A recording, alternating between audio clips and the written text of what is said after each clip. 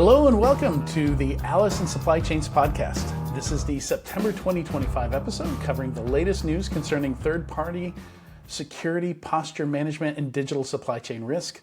Each month we pick a few of the industry's most interesting stories and discuss them. If you like what you hear or prefer to read over listening, you can also find these stories in print form. The Alice in Supply Chains newsletter is just a few subscriptions short of 15,000. You can subscribe to it on LinkedIn today and help us get over that special number there. If you have any trouble finding it, just go to tenchisecurity.com, click on company, and then Alice in Supply Chains. It'll take you right to it on LinkedIn. All right, let's get this show started. I'm your host, Adrian Sanabria, founder of the Defenders Initiative, and joining me is Alexandre Sieira, the CTO and co-founder of Hello, Tenchi Security. How are you doing, Alexandre? I'm fine. How about yourself? I am traveling a lot. I'm holding up, doing pretty good, but I was in San Diego, then Alabama, then home, then Alabama again. Tonight I fly to Vegas, and then I come home for half a day and we go to Barcelona. So Wow. Wait. You mean Barcelona? Barcelona, we go to Barcelona. Barcelona. Nice. Wow, that's an amazing place to be. I hope you enjoy your time there. Yeah, I haven't had a lot. I haven't traveled that much, but I had one of the scariest flights of my life. Actually, the day before last, coming back home from Rio, went there to visit my folks. And like they had yellow tape closing one of the emergency exit doors, and they said, "Hey, we have a weight limitation," which means the plane has a power limitation, right? So they had to move everyone around and redistribute them, and Yeah. half the seats had to be empty with the exit, emergency exit door like taped shut. Yikes! Yeah, I'm not flying that airline ever again. It's Which like you airline say. was that again? Did you mention the name or did you I did decline to not mention it? on Okay. purpose, but presidents will know it's an airline that's starting to go into financial difficulty, and people always say, "Yeah, but that doesn't mean they're not maintaining the planes." Well, in this case, I have my suspicions. Visual inspection suggests otherwise. Yes, yes, yes. But you All mentioned the right. 15K. Yeah. Call the vibe section. Sorry, I interrupted you. I was about to go into the vibe section directly. No, that's where I'm going to. So you might as well. There's an anniversary to discuss. There is, and actually, just in time for the anniversary, Tenchi just reached 50,000 followers on LinkedIn, 50, and the newsletter is like two subscribers away from 15K. So by the time you listen to this, we will have reached 15K. So amazing job, marketing team. We are punching way above our weight here, and so we're super happy with those results for sure. Yeah, excellent stuff. And it's so I kind of wanted to reflect a little bit. Third year anniversary. Have you noticed the content of what is discussed in the newsletter? Has that changed over the years? Is it much the same? And the market itself, TPCRM. I think you guys were fairly early to market. It's always kind of and the market differs in Brazil than it does in the U.S. So I wonder how has that market itself advanced in the past 3 years? I feel like that as more and more companies expand into cloud. So I think a couple of years ago, it was like 50% of all mediums and large companies' infrastructure was already in cloud. The bet that we did on going all in into the inside out scanning, especially when we talk about endpoint security and cloud security, and so YAS and PaaS and SaaS, is paying off because you see a huge number of security incidents happening on third parties and in cloud environments. We're going to discuss a few just today, actually, and it's been increasing more and more. There's this graph from the that RSA Executive Committee published talking about defense industrial base, how the number of attacks has been switching more and more to third party related attacks, like indirect, like supply chain attacks, instead of attacking the defense industrial base principles directly. And you see that on every market, you see that on every geography. And I think the newsletter is like a historical record of this. because Yeah. just think about the things we have been discussing. The number of incidents involving third parties, both the traditional stuff like social engineering and the cloud variety, which we've been seeing more and more of. Yeah, yeah, for sure. Yeah, it's certainly we've seen it ramp up. From and it still does feel like the last grouping of NPM attacks. I actually wrote this up that it feels kind of like proof of concept to me. Now we're seeing malware implementing itself as a worm within supply chain attacks within NPM. So that was the most recent, the Shai Hulud attack we saw. And then we saw using local AI agents, command line based developer assistants to make the attack easier, to remove the fog of war. So now the AI agents running on your laptop are willing accomplices. And I know I think I have another reason why the attacker did this because it's harder for antivirus and other protection measures to detect like a script with malicious commands if the script is not traversing the perimeter that the antivirus is scanning. Like the file that's been saved to disk does not contain the script commands.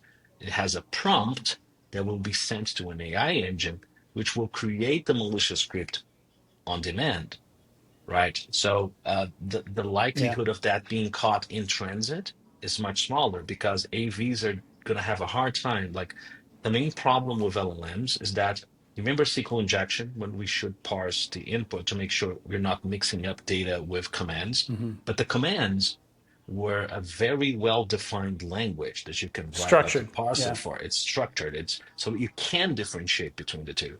In the LLM land, any human readable text is a possible command. So how can Yeah. antiviruses detect, hey, this looks like a malicious prompt, actually? It could be someone writing a blog post about an attack. Hey, then do this and do that, or instruction on how to do a pen test.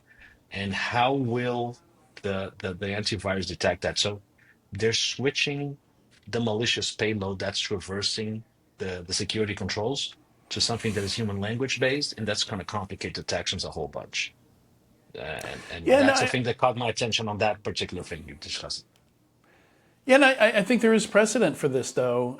In when we saw the shift from malicious links in emails to business email compromise, right? All of a sudden, with business email compromise, it's just text in an email asking you to send money to a different bank account, right? Like there's no malware or malicious links in the email.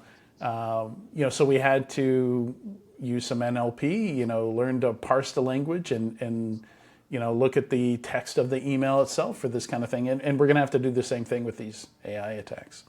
And I think we're much less accurate when we do that, which is why BC Yeah. is the size it is, and why spam and traditional phishing have been, even though they're still effective, they're less effective. It's easier to detect the malicious link, the malicious payload. So it's a new frontier. We don't have a good solution for it yet, so we're way less effective as defenders on catching that, and attackers are going to take advantage of that. Yeah. So you heard an interesting quote at a Gartner conference recently, speaking of AI. Do you want to share Let's do that? some depressing thing before we go to the news. But so I have a lot of people like to diss Gartner. I have nothing but respect, and I personally know a lot of people that either are or were Gartner analysts. They're super smart, Same. reasonable Yeah. people that say nice things. Um, but I went to a Gartner event recently, and I heard the most obnoxious thing, like this person is just so irresponsible because essentially it was like a futurology thing where I'm trying to project what's going to happen in the future. And then this person had the temerity to say, do we even need to send our kids to university anymore? Is domain expertise even relevant now that we have AI? Let's just send everyone to AI boot camps instead. Because, of course, no one needs to actually know the stuff they're working on to check if the AI is making mistakes or not. You just need to Nobody learn needs to use critical AI. thinking. Yeah. No one needs to learn history or how to think or, Jesus. Like, I, and I would want to think people listening to this will all immediately recognize this for being like preposterous and dangerous, right? To be saying that from a place of authority. But I'm not so sure anymore after I realized the stuff that's going on in the news that people are believing, right? So I don't know how many of the hundreds of people in that audience took that man seriously. And I think it's just like like thought leadership malpractice. So I was very angry at that, and I wanted to share this because if you think this, you need to you need to listen to people that think differently more and get out of the AI hype echo chamber. There's a lot of value to be extracted from AI, but no, that it's not ever going to get that far. I am going to find an opportunity to use that phrase at some point in the future. Thought leadership malpractice. I love that. All right, let's jump into the first story here. You know, done with the depressing news. Now let's jump into the stories here. So Salesloft. You know, speaking of the shift that we've seen in attacks, I think this first story, this is a perfect example of where we just saw attackers kind of dipping their toe 3 years ago when you started this newsletter, and really it's ramped up. Where the way I think of this, either the attackers find an attack that's very effective and they reuse it a lot, whether that's social engineering or it's a specific exploit on a specific type of device. You know, like they figure it out once and they use it many times. Or in another case, they just target one organization, you know, that's has broad access into other organizations, and they hack one organization to reach many. And that's kind of the case with Salesloft drift here, I think.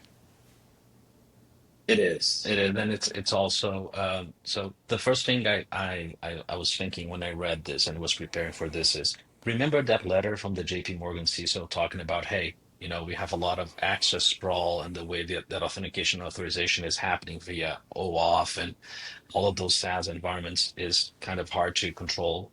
And he was right. This is a prime example of this. This is a tool that is a legitimate tool that people use to help their marketing and sales efforts. Has like a chatbot, has all sorts of nifty functionalities that marketing and salespeople want to use.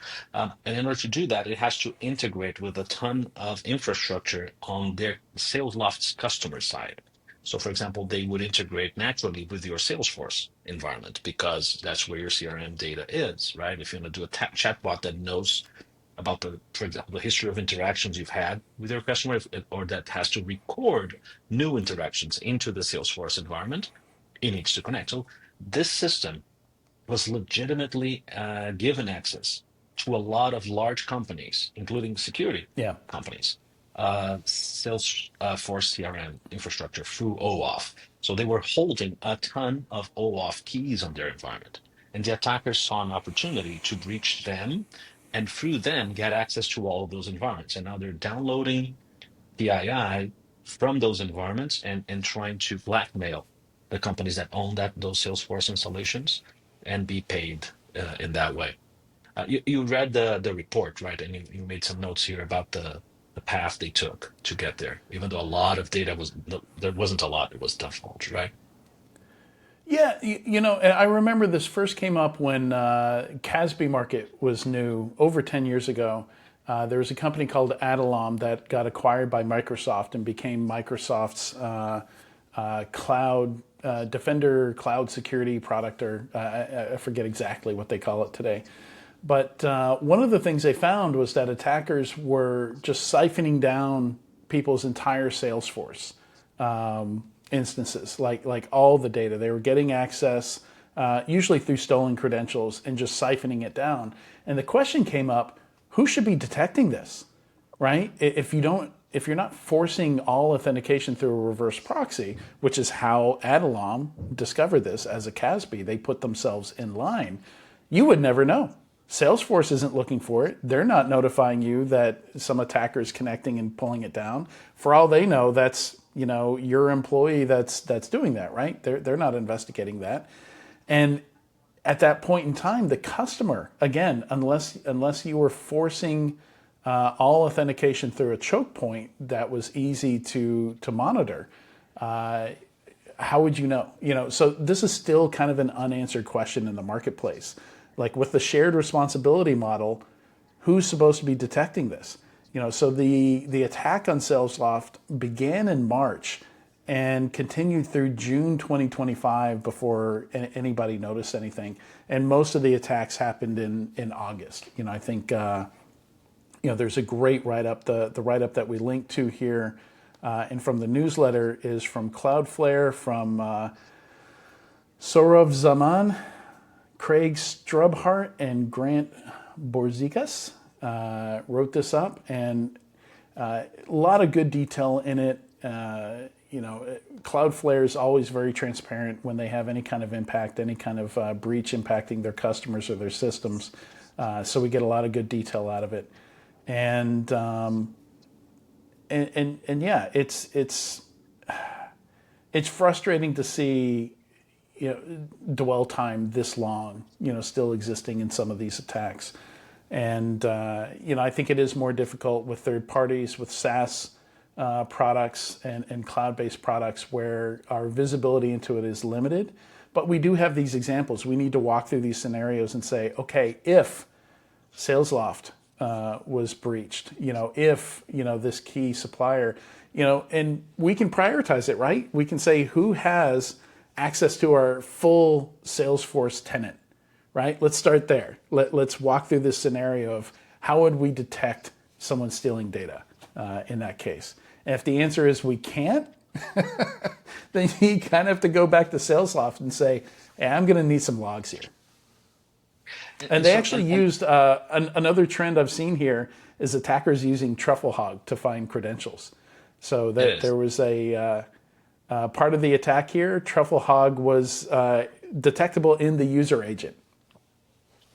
And I think part of the problem is there are three entities that could have detected this. So the Salesloft customers, Salesloft themselves, and Salesforce, right? But the problem is Salesforce and the customers will probably only detect this by the time the attackers had already stolen the OAuth key. So it's kind of too Right. late, right? The company that is in position to prevent this and to detect it is Salesloft, right?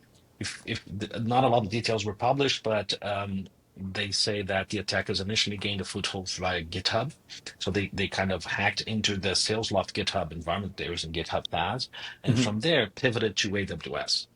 So I'm going to do a lot of assumptions here, but either because they found AWS credentials in GitHub through like hard-coded credentials in code.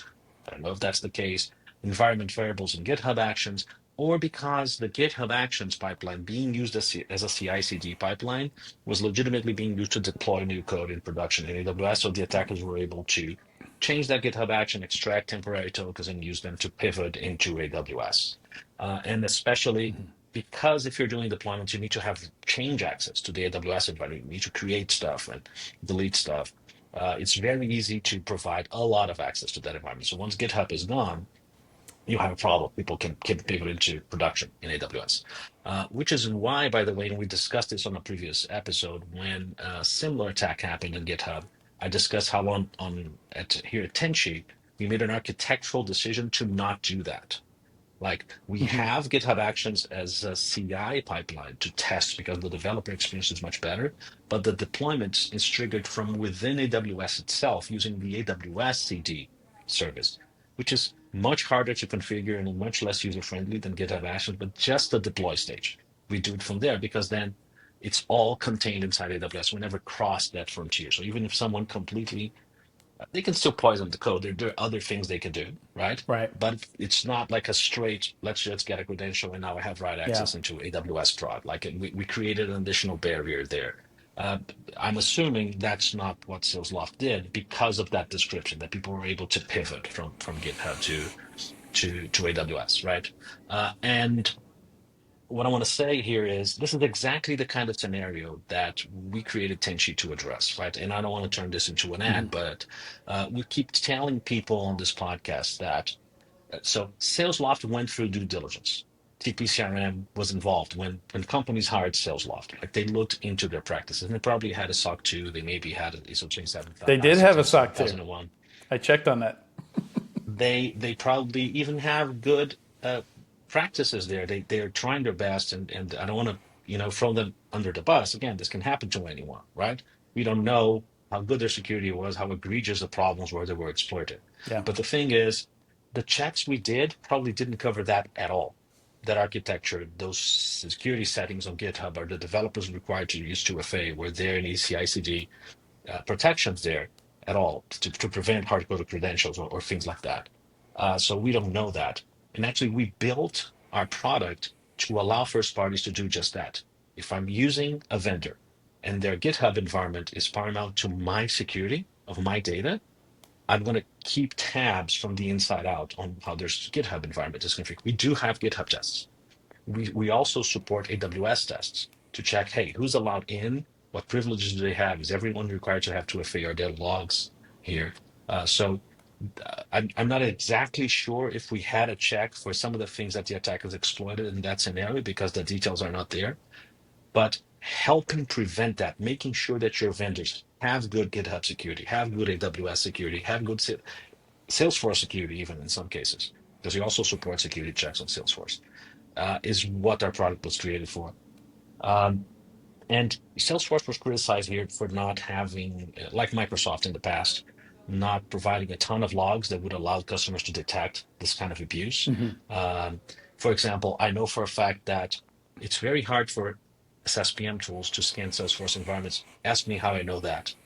Because you need to be an admin to list the apps that are trusted by Salesforce, and we have a point of principle here, but we do not require admin access for anything we scan. Mm. And so we can't check if someone uses Salesloft because Salesforce designed their credentials and their authorization system badly, right? So this is like a microcosm of everything that's going wrong in this kind of environment, from TPCRM tests that are not going deep enough to find the sort of problem that these attackers exploited, from SaaS vendors that like Salesforce that don't have the proper logging or the proper authorization to allow you to automate checks, because the solution for this is not more questionnaires, it's not more reports, it's GRC engineering. Is going in and checking and ensuring that everyone has the right setup, has the right infrastructure security to help prevent this sort of problem. Yeah. Yeah, and Salesforce is one of the oldest SaaS products out there. So I imagine that structure, where you have to be admin to do certain things, is a holdover of a very different age, and it's gets more difficult to redesign your product this far down the line. But yeah, it's a good point. It's again effectively a security tax, where you have to consider, okay, do I want to be the point of compromise? To help prevent a compromise, because I need elevated privileges to even know what's going on. So it's a huge challenge. And now, But if you do grant your SSPM vendor admin privileges in your Salesforce, the same thing that just happened to Salesloft can happen to your SSPM vendor. Someone can hack into your SSPM vendor. Now they have admin access to yeah, everyone's Salesforce, right? So that's mm-hmm. insanity that the vendors, and we actually published a blog post about this. Like, this is eerily common that people don't have good authorization. I want to say something else here. The CISO for Salesloft is actually a well-known person in the industry. It's Andrew Callett, which is one of the hosts of the Defense and Security podcast, which is actually a great podcast that you should subscribe to and listen. Andrew is not them. And so this is not down to incompetence from the third party, right? It's hard to check environments that size, that complexity. Attackers might find a way in regardless of you doing a good job. And it's even worth listening to the latest episodes of the podcast, because Andrew, of course, cannot discuss details of the incident, but has been talking about GitHub security a lot for some reason, Yeah, and also being very clear on like the human costs of what being in a company under this sort of scrutiny is like, which is why we need to be sure to always be respectful to the third parties. No one wants to be in that scenario. They're honest, hardworking people at every one of those companies, right? Trying to do their best. And we always try to think to PCRM in a way that you shouldn't be auditing your third parties. You should be helping. You're typically a larger company, like inspecting the security of a smaller company, and go beyond that. Think about how I can help that third party succeed so that we can work together in a secure fashion, right? Which is another thing we always try to convey here at Tenchi, which is Um, you are a larger company, you have more maturity, you have more budget. Help your third party secure their premises. Share expertise, share technology, share whatever you can so you can do business together, right? Yeah, and if you look at the Salesloft Trust Portal, they do share some details from the Mandiant investigation. So they did hire Mandiant to investigate this. So they have been fairly transparent. That's how we know that the entry point was a compromised GitHub account. Yep, precisely. Let's hope Yep. they have a full recovery, that it doesn't hurt their business, and that it becomes a reason for them to double down on their security investments. All right, let's jump on to story number two. So this one, we don't really have a news story written up about this, but it pops up from time to time. We hear about vendors charging customers to complete security questionnaires.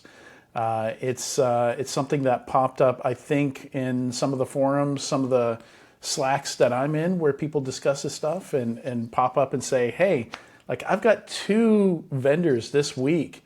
Saying I'm going to have to pay for them to fill out my SIG or my, whatever questionnaire they're trying to get completed. And I did a search, and I did find from a couple of years ago, I think it was 2023, there is a Reddit post on the cybersecurity subreddit basically saying the same. Like, hey, this vendor is trying to charge me for filling this out. And I get it. Like I have been that employee at several vendors in the past that has been filling out, like on the receiving end of those questionnaires. And at some point, that is a full-time job for somebody at the vendor just to respond to these questionnaires, fill them out, send them back. And there's a lot of tools to automate it now, though. I feel like this is a cost of doing business. I don't agree with charging for this. And there are some smart ways you can use AI. You can use some automation to respond to these questionnaires pretty effectively. I feel like. What are your thoughts on this, Alexandre? I have so many thoughts.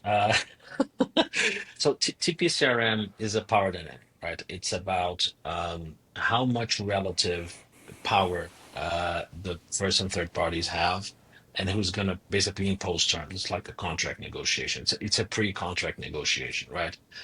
So if you are a smaller company hiring AWS or Azure or SAP or however it is, you're going to take whatever Microsoft. they give you, and that's it. I Yeah. want you to fill out my custom questionnaire. No, your choices are yes or no. This is the information. Unless you're like a huge government, a huge bank, you're going to be one of their biggest customers, right? Then maybe they will allocate a pre-sales team to do the exact thing you want, right? But on average, they're going to say, hey, this is the documentation I have. You consume it. Your choices are yes or no. And if it's the reverse, if you are a tiny vendor trying to sell to a huge bank, you're going to go through whatever hoops they put in your place. They're going to, they're going to Mm-hmm. say jump. You're going to say how high because this could make or break your company. This could make all the difference, and you need that revenue, right? So, and there's every possible combination in between, a negotiation between equals and so on and so forth, right? Maybe a tiny company is the only company in the market that does that one thing. So even though they're tiny compared to their customer, they have a lot of control here because if they say, I won't sell to you, the bank doesn't have anyone else to buy that from, right? So there's all sorts of things. So it's a power dynamic.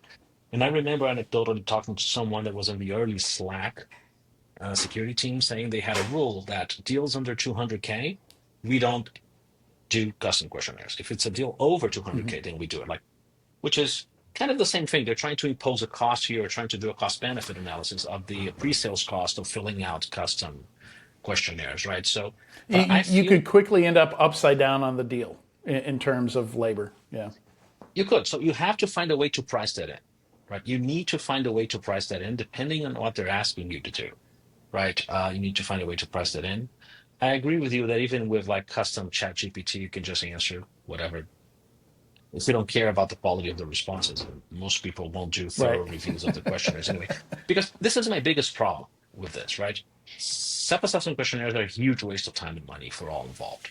There's CYA exercise on the part of the first party saying hey, we did our due diligence. If anything goes wrong, I'm going to say the third party lied to me and will sue them. If a regulator comes in, hey, I'm doing my due diligence, right? But in actual fact, believing that this will improve your security The third party is going to answer whatever they want to answer. If you ask them to send evidence, they might fake evidence, or they might send the evidence that puts them in the best light. Like they have 5 environments, one of them, has all the protections, the other 4 don't. Which screenshots are going to send you? What do you think?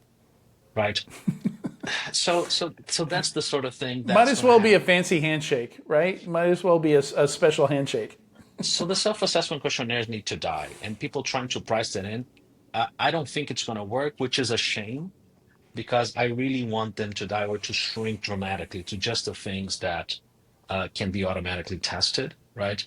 And I've come to a realization recently that actually self-assessment questionnaires, they have 2 roles and people conflate them. So they are a checklist of things that I'm interested in as a third party, like which security controls really matter to me? What is the baseline I'm defining? But they're also a data gathering and assurance tool. They're a really crappy data gathering and assurance tool because they're entirely based on self-reporting, and they are it's ineffective, it's inefficient, it's all those things. But if you went through the trouble of saying these are the things I'm concerned about, I think instead of sending them as questions on a questionnaire, you should think like in GRC engineering terms. How can you automate this? If I'm concerned about whether my vendor uses 2FA, instead of sending them, which is a good thing to be concerned about, by the way, um, you Right. should not send them a question on a questionnaire and they once a year maybe send you some fake data saying, yeah, for sure, we have all the policies saying 2FA is required. And here's a screenshot of the group of people that have 2FA on my company. And then you're satisfied. And instead, think in GRC engineering terms, how can I switch this to automated testing? Everything has an API these days. Yeah. How do I use that to my benefit? To if this is the control I'm interested in, how can I automatically check this straight from the source? And it's not saying I'm going to do an agent that's going to consume the self-reporting from the trust center, from the SOC 2 report. It's bad data. Unless you're going into the very systems where 2FA is enforced and checking if it's actually enforced, you're just throwing words around and pretending like you checked Yeah. anything and you haven't. Right. So that's the thing that really frustrates me about this whole conversation. But I don't even understand how the practical things would be done. Like if I'm not a vendor yet, how do I even charge that fee? Right? Because Right. I'm typically sent a self-assessment questionnaire before I become a vendor, right? In Yeah. order to become a vendor. So how do I even send you an invoice for you to pay me anything if I'm not a vendor? Like there's a chicken and egg. Right. It's I don't know. It's turtles all the way down, and I doesn't make no sense to me, unfortunately. You just take out your credit card and you tap it at the Stripe uh, link. Yeah, just hit I this. You Venmo it. I have You no use idea. Zelle, That Venmo, it's weird. cryptocurrency. Yeah, doesn't make sense to me at all. Yeah, it's a good question, and it's maybe they're not expecting to get paid. Maybe it's a soft no, right? And that's all this is just a soft no. We're not going to fill out this question for you, and they should just say no instead of asking for money. Perhaps that's all it is. Agreed. Yeah. If I bet in at least some of these cases, if you said sure, we'll pay, they would have to scramble and be like, oh no, nobody ever offered to pay before. Like we don't have a process for this. Yeah, yeah, that's horrible. This episode is brought to you by Zanshin, the innovative SaaS solution for third-party cyber risk management that's disrupting the market with a cooperative, continuous, and comprehensive approach. Zanshin is the first product to allow first parties to gain true visibility into their third parties in a non-intrusive way. Gain a deep understanding of how secure your third parties are in key areas like cloud security, endpoint security, identity and access management, and at-risk encryption. Visit Tenchi at tenchisecurity.com to schedule a demo or free trial and see for yourself how enterprise customers are able to reduce third-party risk by 80% or more in just a few weeks. All right, moving on. Story number 3, there's some new CISA supply chain tools. Speaking of questionnaires, that's basically, I think what we have here, I started trying to use the tool for a software product that I just onboarded in my own infrastructure. You know, that's helping me with remote access when I'm on the road to things. And you know, just to use that as an example, because it's something I just set up across all my systems yesterday, so I can remotely access them, which is pretty risky. You know, that's something like I specifically avoided, like the AnyDesk, the Team Viewer, where the actual remote access session is managed in somebody else's central data center somewhere, and we have seen issues with some of those companies where you know, somebody could potentially get access to your machines through that intermediary. So I specifically chose something where it was just straight client server and I controlled 100% of it. I could self-host that component. And I couldn't answer a single question in CISA's, they call it the Supplier Response Web Tool. Like none of the questions were in their FAQ, none of them were on their websites. I scoured everything they had and quickly realized this whole supplier response web tool, like I need to send this to them to fill out, and they do have a spreadsheet version of it. So I very quickly reached the point where I was like, "How? This is just another SIG. This is another SIG Lite." It is. So Am I reading this wrong? Am I missing no, that something? that's what I read as well. So they have this guidelines for, I think it's for like government entity that when they want to contract software suppliers, and they have this checklist of things that you should check, right? And they're not even very prescriptive about how you should check it or how deep or what kind of evidence you should. They're just saying, hey, it's a checklist of things that you need to check. Um, and it's one of the first things I noticed, right? So they have this standard, and then they provide a tool where you basically say, hey, do they do this? Yes or no? Do they do this? Yes or no? And Yeah. some of the things are conditional. And Like if they there's no don't, I don't know, which was my answer for almost all of them was I don't know. because you're supposed to call the vendor or send them a request Right. and maybe a questionnaire where they provide the details. But that's not the thing that struck me the most, because at the end of the process, there's a place where you can print this and sign it. So clearly the I keep telling people that questionnaires are meant for CYA. This is clearly meant for CYA. Like I went through the list, I checked all the things, I printed, I signed it, I filed it somewhere. So it's evidence that I did my due diligence. Do you know what Yeah. this tool does not have? Any place where you can say why you think they have that control. If they're saying, hey, do they use 2FA? Yes or no? There's no place to record why you think they have. What evidence Where's the evidence? Yeah. was provided? What diligence did you do? There's no place to attach any evidence, to describe any testing procedures, nothing that would actually stand up in court or in any kind of check to see that you actually did the work. So it's not even a good CYA tool. That was my that was my Yeah. conclusion. I mean, I like that CISA is publishing tools. They did some outside-in scanning tools a while back. They offer free service to government. They're trying. They've had severe cuts, so it's probably hurting their effectiveness a little bit. But this is just useless. It's just a glorified checklist.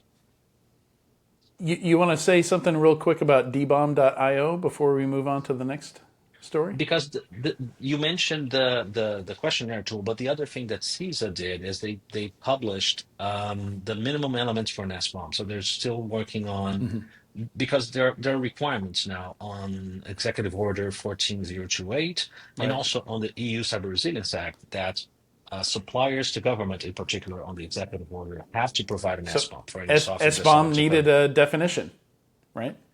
So what they're doing now is, before they said what an SBOM was, and now they're saying, but to qualify, your SBOM needs to be this tall. This is the minimum amount of Yeah. information. Because can you imagine, Adrian, that people were trying to weasel their way out of providing a complete SBOM? I'm shocked.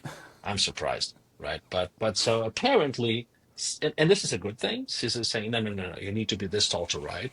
This is the minimal amount of content and the information that the SBOM has to concern for this to count. So this is a good thing.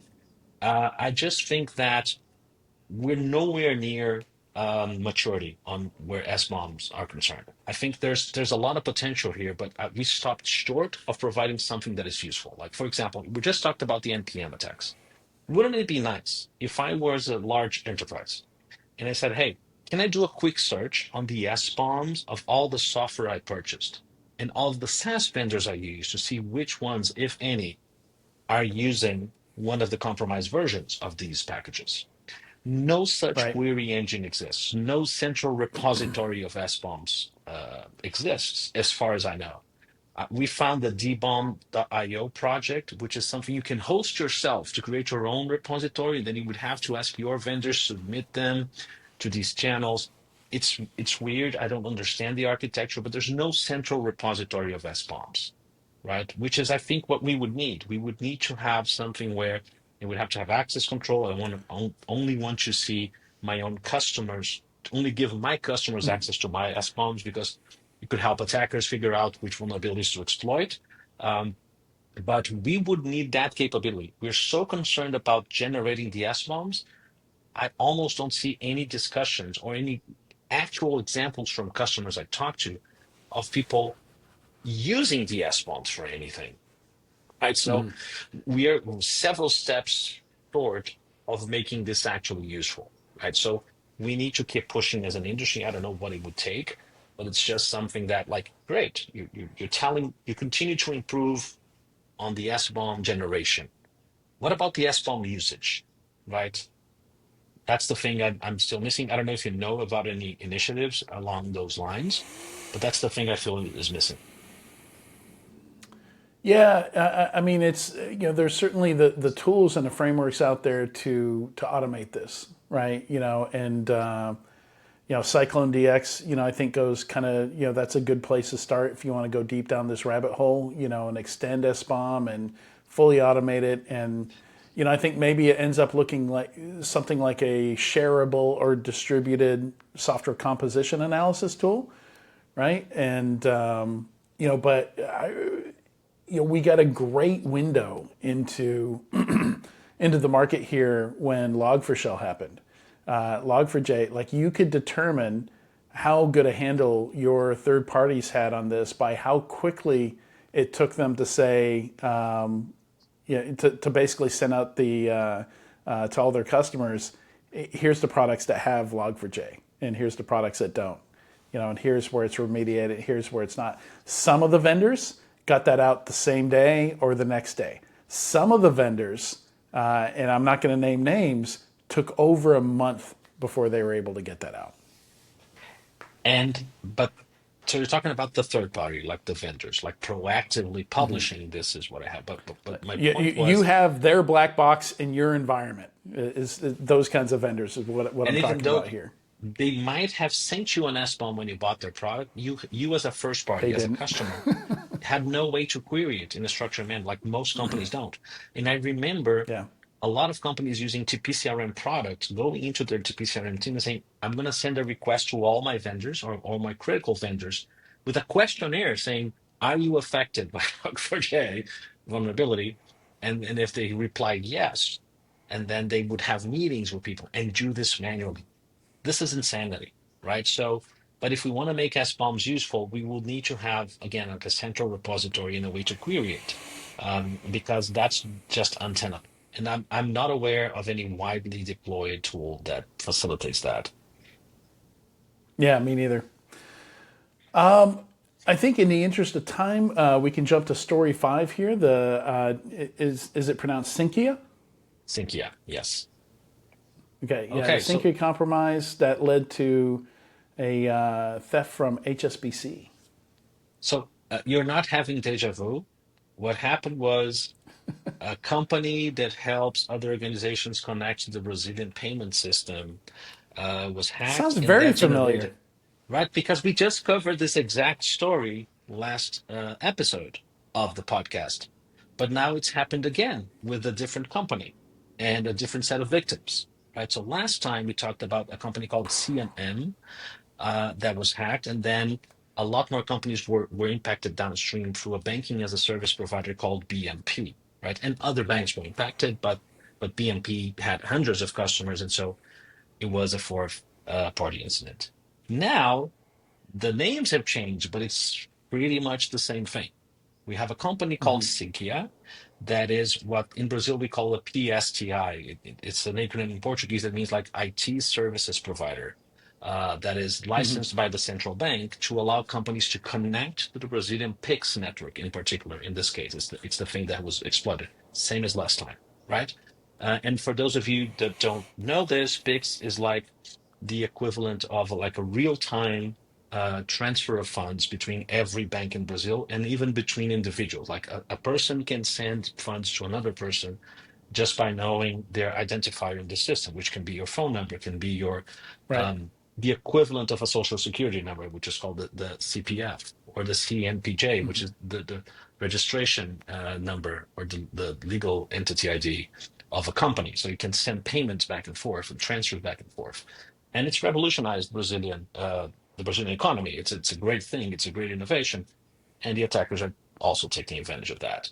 So Yeah. essentially, around 670 million reais, something like 122 million dollars, were stolen in fake PIX transactions from HSBC and Arta, which is a large banking and credit as a service platform, right? So about 80 million reais from Arta, and the rest, and 400 million or 500 million from HSBC, and then there's smaller amounts from other entities that used Sinqia as as a banking as a service platform or connectivity to the payments network, right? Same thing as the CNM hack, only we don't have as many details because with the CNM hack, like we had video recordings of the insider typing the commands that Oh, was wow. very Yeah. well documented. In this case, we don't have as much details. So Sinqia is a company that since November 2023 is owned by Evertech, which is, I think, a company that started in Puerto Rico, but it's like a global company that's Hmm. traded in the US stock exchanges. They also traded in the Brazilian stock exchange. Um, and they were assessed and authorized by the Brazilian central bank to operate in the PIX uh, Hmm. system, right? And since December of 2023, they were proud to say on their website that they had been ISO 27001 certified. Yay! Um, they just mentioned it very in passing on that blog post that it was their pension management product that was certified, not their PIX Right. payment products certified. I wonder how many TPCRM professionals realized this when they bought their PIX Hmm. service. I'm just saying. I'm just saying. And even if they did certify the PIX environment, would that have made a difference? History says Yeah. otherwise because of a lot of Yeah. people's SOC 2s and Yeah, yeah. We just talked to every case we talk about. They've got a SOC 2 or ISO 27K or something like that. Yeah, it. I mean, they're not designed to prevent breaches, and we exactly. shouldn't expect them to, and we shouldn't talk about them as if that somehow changes something. Yes. Sinqia says that the attack happened through credentials of legitimate IT suppliers. So essentially, IT suppliers had access into the Sinqia environment, and those accesses were used. So it was probably like a fourth party incident where a Yeah. supplier of Sinqia was breached, and then someone got into Sinqia and then used the private keys that Sinqia used to perform PIX transactions on behalf of Arta and HSBC and other of their customers, was then abused to create legitimately signed but much malicious transactions to steal money. And again, they did not steal money from like HSBC account holder or like individuals or companies that had money. It was like the reserve accounts from the banks themselves. So it was HSBC themselves and Arta themselves that lost the money, not any of their customers, which kind of softens the blow a little bit on the banking system and the economy in general, but still like a very bad day at the office for those folks, right? Um, and Sinqia is saying that no PII was compromised, and I don't have a lot of details. I have no insight into the investigations. I'm scratching my beard here a little bit listening to this, especially if you consider that the attackers were rummaging around into their PIX environment and had enough access to access the secret keys to sign transactions, which are probably the most protected information anywhere in that system. But they didn't have access to any of the PIX keys of anyone. I mean, PIX keys are like the identifiers. that are used to send money to you. Those are phone numbers. Those are like social security numbers, quote unquote. Last time I checked, those are PII, but I might be mistaken. Right. So I'm having a really hard. I'm going to give them the benefit of the doubt, but I'm having a really hard time believing that without further explanations. Because Yeah. anyway, so but that's what they're saying, right? And I'm going to give them the benefit of the doubt. Um, and I want to give. Go ahead. Go ahead. You want to say something? So yeah, I think most interesting here is what the Brazilian central bank has done in response to these breaches. So I was hoping Yes. you were going to get to that. Yeah. So I have a copious notes here. I wanted to mention those as well. The Brazilian central bank published two new resolutions, so like two new regulations in response to this event, right? And what they're doing is so the big discussion happening in the Brazilian banking system right now is there's a tension between two things. So the banks are saying, the large established banks that have very mature security processes saying, hey, the Brazilian central bank is letting all of those new companies in. They're super small, they're super immature security wise. They're not doing the proper supervision, and that's putting the entire system at risk. They are not wrong. At the same time, the central bank is saying, hi, you just don't want the competition, right? You want this to become like a barrier to entry. You want to continue being the only ones there, and you don't want new competitors to join the market that are nimbler, more agile, and have less cost and going to bring like the costs down for customers. And they also have a point. But it feels like with these many incidents, like it was just a month ago, the last one. It was also like 1 billion reais. It's a huge amount of money, right? And I've been hearing through the grapevine that there were many more of these, only smaller, that never made it to the press. I cannot confirm nor deny. I've just Interesting. heard rumors about this. So it seems like I'm more on the side of the banks than of the central bank here, but I don't have all the facts. But it seems like we need more supervision. And by the way, the central bank seems to agree themselves because they're just tightening the screws, which is what we said last time was going to happen. But it took the second incident for them to publish those two resolutions. And essentially, they're raising the barrier to entry. So now, before you were allowed to start to operate even before you finished being assessed, now you can't anymore. Oh wow. The Yeah, the existing organizations have been grandfathered in, and they before they could comply up to 2029. Now they have to comply by May of next year. So very shortened time frame. Why did people have like 4 years to implement basic security controls? I have no idea, but that's what it was like. And now they're tightening screws. They're increasing capital requirements.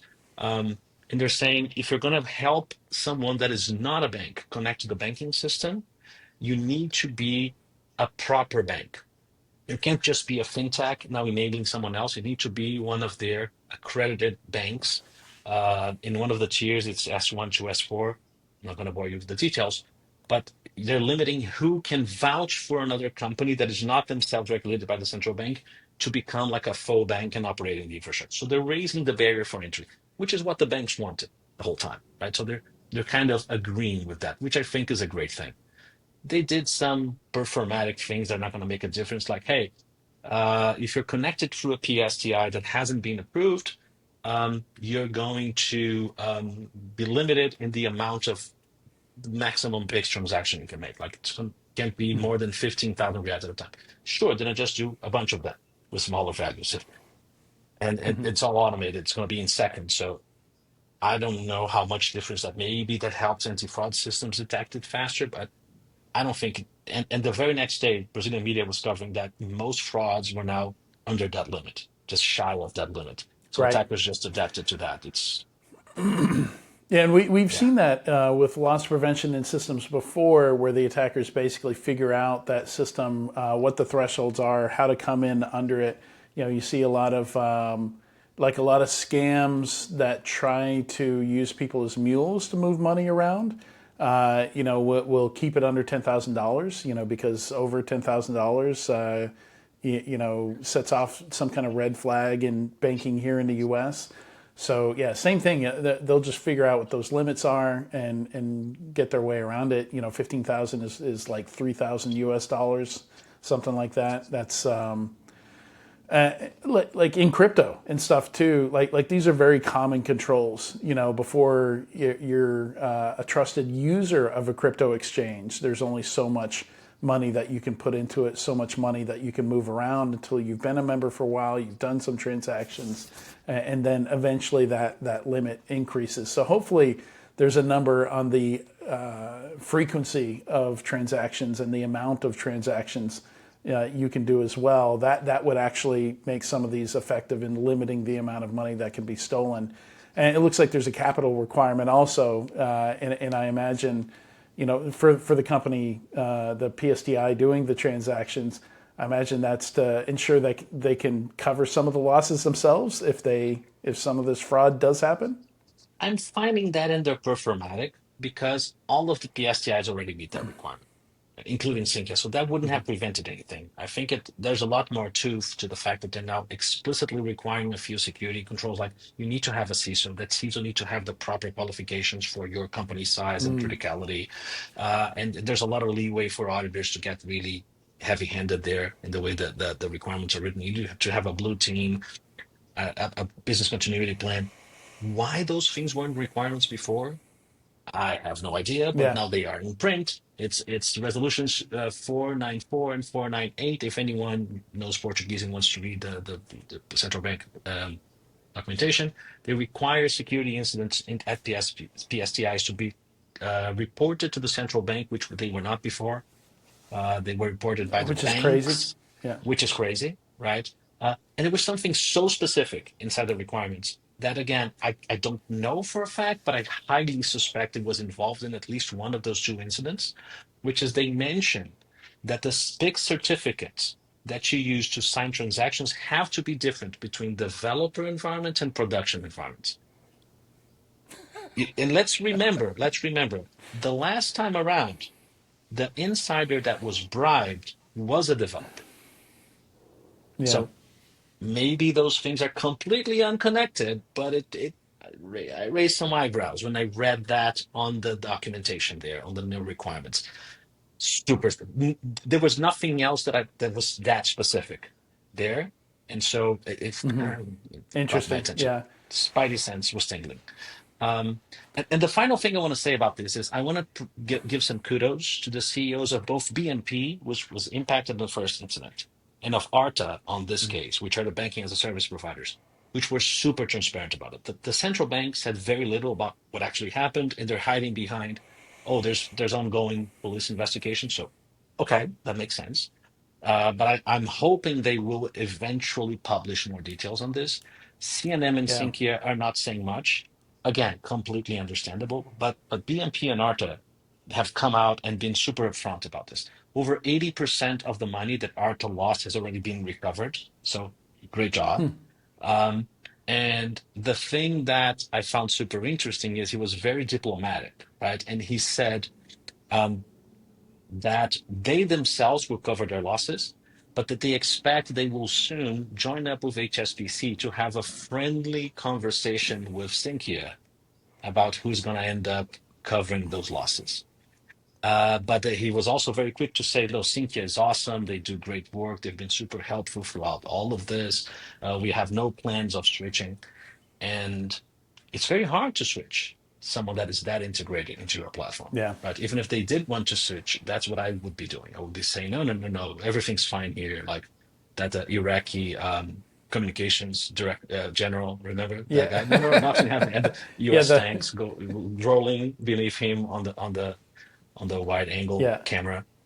But that's what he's saying. That's his story so far. So very diplomatic, very composed, very transparent to people about what losses happened, how they responded to it. So that's the way to go. Hope the central banks, Sinqia, CNM, and the other players also learn from this because sunlight is the best disinfectant. The more we learn about how those things happen, the better that everyone involved can prepare.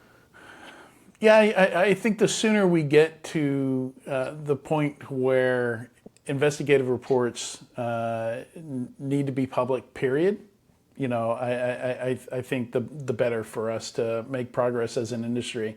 Like we just can't make progress as quickly with just small details here and there that are leaked out. throughout the podcast today, we're talking about, they gave us this morsel of information. It was a compromised GitHub account, but you really need deeper knowledge of, what was the security culture there? What were the processes like how many process failures were there? Like maybe they documented all the right things. They tried to do the right thing, but it broke down at the people process layer. And you just can't tell that from the amount of details that are shared from these incidents. So we end up guessing. So I think the sooner we can get to that point where it's going to have to be regulation. That's the only thing I can think of. Where the mandate reports, the incident reports, this kind of stuff just becomes public. Like scrape the names off it, it's still useful information. Like you can completely anonymize it and it would still be useful. And the fourth parties from Sinqia are still unnamed. But here's the thing, Yeah. that it was a missed opportunity here. We can debate to death what technical controls would have detected or prevented this. But the thing that I find most interesting is, I let me say how much I can say about this. I have a strong suspicion that Sinqia might not have had the best TPCRM when they were choosing which IT providers to use. I might have a strong suspicion that maybe the companies that were using Sinqia could have done a better job of inspecting what their security was like before choosing them as their PSTI instead of any of the other options, right? Right. Because again, the entire industry, when they are doing TPCRM, they're trusting the certificates, they're trusting the self-assessment questionnaires, and that's not covering even the basics, right? So we had multiple opportunities, like the companies that hired the banking as a service, the banking as a service that hired the PSTI, the central bank, monitoring all of those entities, right? Many missed opportunities to do more in-depth TPCRM and making sure everyone had their ducks in a row. Again, I have no doubt there are many well-meaning, competent people in all of those companies, right? But again, sunlight is the best disinfectant, and it's too frequent for us to see people say things like, it's a multinational company with a nice of 27,000 certifications. They're working with all the other banks. Stop Surely. being, They've got you things buttoned up. Surely. stop Yeah. bothering me, you prickly We know what security our do. We professional. know what we're doing. They know what they're doing. What are you talking about? It's like you're now worried that the meteor is going to come and kill all of us. Come on, let's do business with them. We have a product to launch. We need to have those stories to tell people, you know what? Multinational company with the certification approved Yeah. by the central bank. Still, we need to actually check. Yeah. Yeah. 100%. Well, that's all the time we have this month. I think a lot of good lessons to be learned, even from the details that we were able to get from some of these. Sounds like PSTIs maybe should have had some kind of stringent standards in the first place, and we could have seen this coming. We could have seen that they'd be attractive targets. I don't Cannot know. confirm nor deny. That's just me. Alexandre, thank you so much for joining me today. It was a pleasure. All right, for the audience, if you liked what you heard and you're on a platform where you can like, subscribe, or leave a comment or share with a friend, please do so. We'd love to get your feedback, love to get more people listening. Stay safe and stay vigilant. We'll see you again next month.